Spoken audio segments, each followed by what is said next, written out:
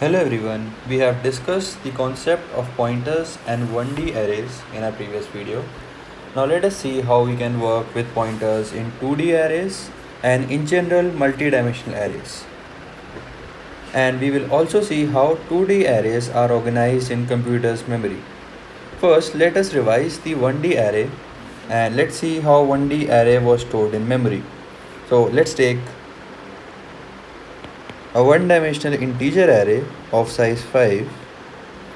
We know that it will be stored in memory like this. So memory is nothing but a large array of bytes.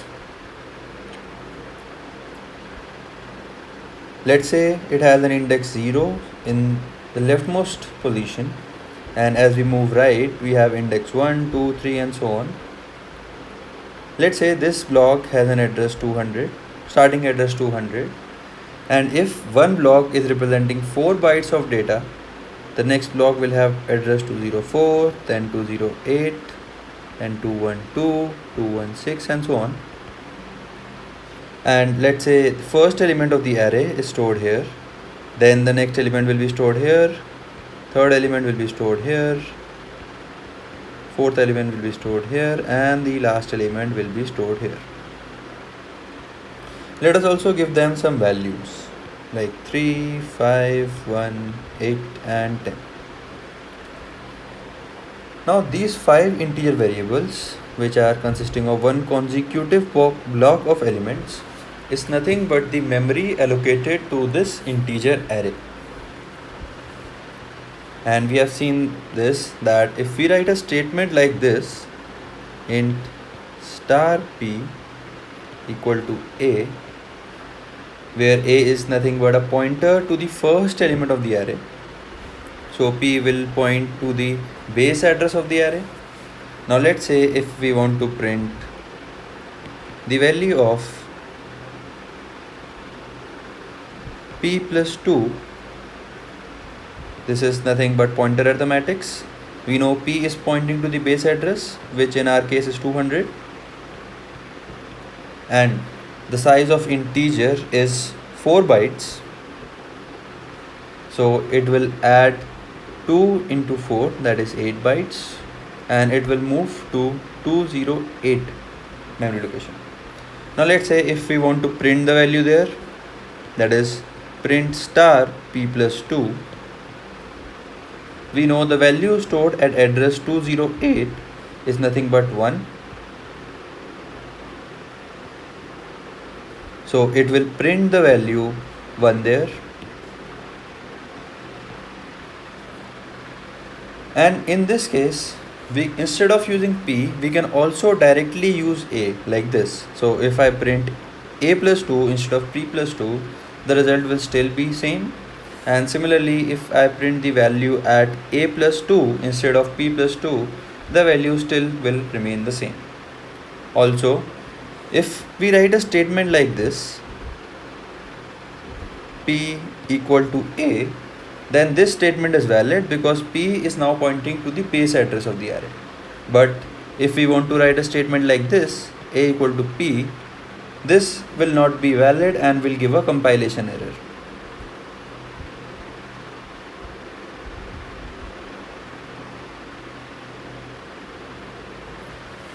So any integer pointer can point to the base address of the array, but the base address cannot be updated using the pointer. Now this was the one-dimensional array. Now let's see how the pointer arithmetic works in case of a two-dimensional array. So now let's start with two-dimensional arrays.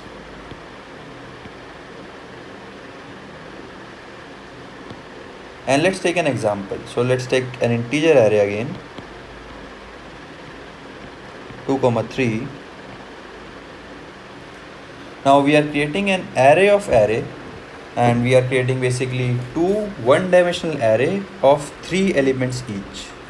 So basically we have b of 0 and b of 1, which are nothing but one-dimensional arrays of 3 elements each, that is 3 integers. Also, if b0 and b1 are one-dimensional array of 3 integer each, then size of b0 will be equal to size of b1 will be equal to nothing but 3, which is the number of elements, multiplied by size of integer, which is 4, equal to 12 bytes. So this will tell us that the memory allocation of b0 will require 12 bytes, and also the memory allocation of b1 will also require 12 bytes. Now let's try to draw the memory allocation of two-dimensional array. So let's say this is the memory block, or let's not write it here, and it is extending left and right,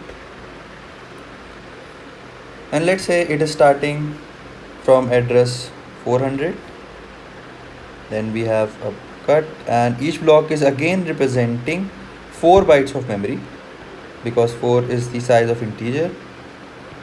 Starting of this block will be address 412, starting of this block will be address 416, starting of this block will be address 420, and so on, it will continue. Now let's say if b of 0 is starting from this position, then we know that it will require 12 bytes of memory. So this complete memory allocation will be given to b0, and since the arrays is stored continuously in memory, the next 12 bytes will be given to b1.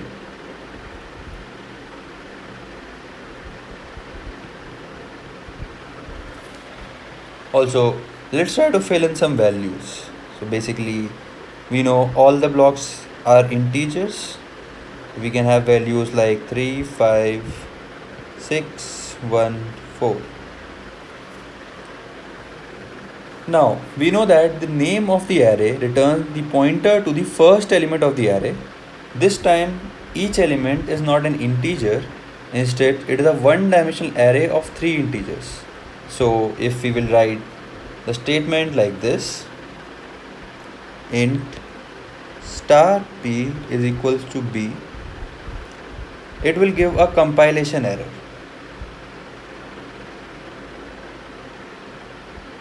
Compilation error.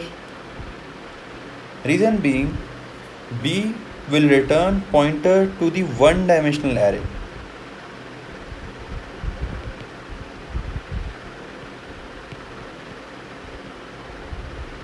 And not an integer pointer.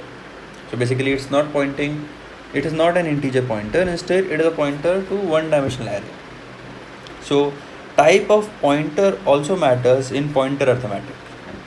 So the right way to write this will be something like this, int star p and size 3 is equal to b. This will work because currently p is a pointer to a one-dimensional array of size 3. Now let's say if we try to execute some statements like this, that is if we are printing b, this will be same as printing n% b of 0, that is the base address of b of 0, and we know the starting address of b of 0 is 400. So when the statement will execute in the program, it will return 400. Also, let's say if we try to print the value of this base address, it will be same as b of 0. Now we know that b of 0 is not an integer, instead it is a pointer variable pointing to the integer.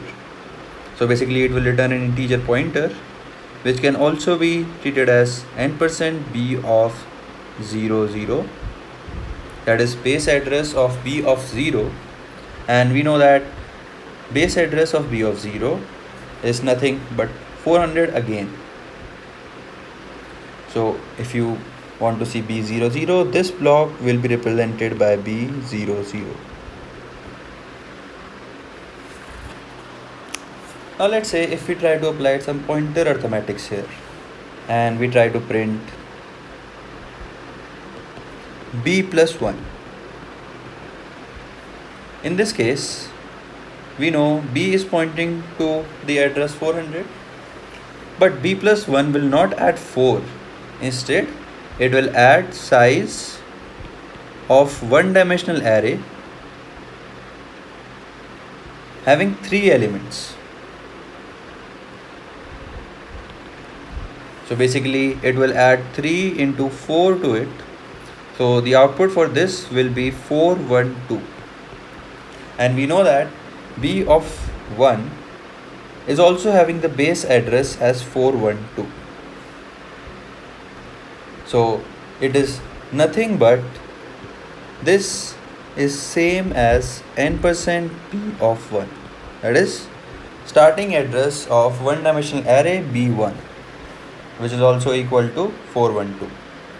Now let's say if we try to execute this statement, printing value at b plus 1. Now what will this give? This is nothing but same as b of 1, and we know b of 1 is also a pointer to an integer, and that will be nothing but the base address of b of 1, which is n% b of 1 of 0. We know b of 1 0 can also be marked here, that is starting integer of b1 array, and its address is 412. So this print statement will also return 412. Now let's do one complex print statement, and let's say if we want to print something like print star b plus 1 plus 2. Now let's see what will this return. Let's try to do it step by step. So b is a pointer to one-dimensional array, and b plus 1 we have seen is returning us b1, and star b plus 1, this is same as n% b10 or b of 1. So this can also be written as an integer pointer. Now we are adding 2 to this address, and we know that this is basically an integer pointer. So this will add 2 into 4, which is 8, to the starting address of b of 1, which will be 412 plus 8, which is nothing but 420. So this statement will return 420. Now let's do one more statement. Let's say if we write print statement like this, print of star b plus 1. Now let's see what we'll do. Now we know this is nothing but n% of b of 1 of 0, and we want to print the value here. So let's see, in our array the value present at b of 1 0 is nothing but 6. So this statement will return a value 6. Let's do one more print statement, which is something like this: print star b plus 1. Now we have removed the brackets from inside. We know b is a pointer to an integer array of size 3, and b of 0, this is nothing but b of 0, base address of b. This is an integer pointer. So if we are adding 1 to it, it will be nothing but n% of b of 0, 1. Now this star will evaluate its value. So this is the address of an integer, and b of 0, 1 in this array can be seen here. Now you know that if you want to find the value at this position, it is 8. So this statement will print the value 8.